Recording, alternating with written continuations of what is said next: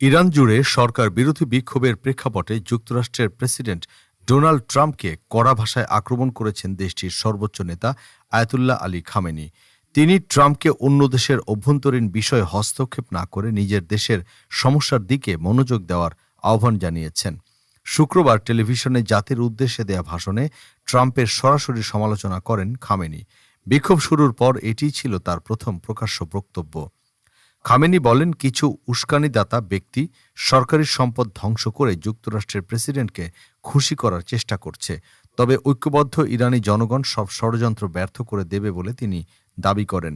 ইরানের সর্বোচ্চ নেতা বলেন, শত শত মানুষের আত্মত্যাগের বিনিময়ে ইসলামী প্রজাতন্ত্র প্রতিষ্ঠিত হয়েছে এবং যারা এই রাষ্ট্র ব্যবস্থা ধ্বংস করতে চায় তাদের কাছে ইরান কখনো মাথা নত করবে না। তিনি হুঁশিয়ারি দিয়ে বলেন, বিদেশি চাপ বা হুমকিতে ইরানের অবস্থান বদলাবে না।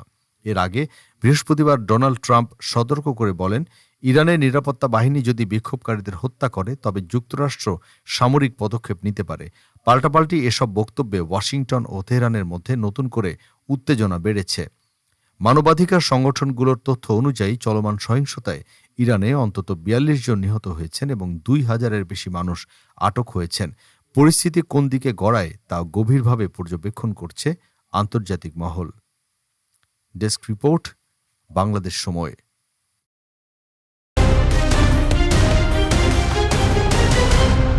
বাংলাদেশ সময়, সবার আগে দেশ।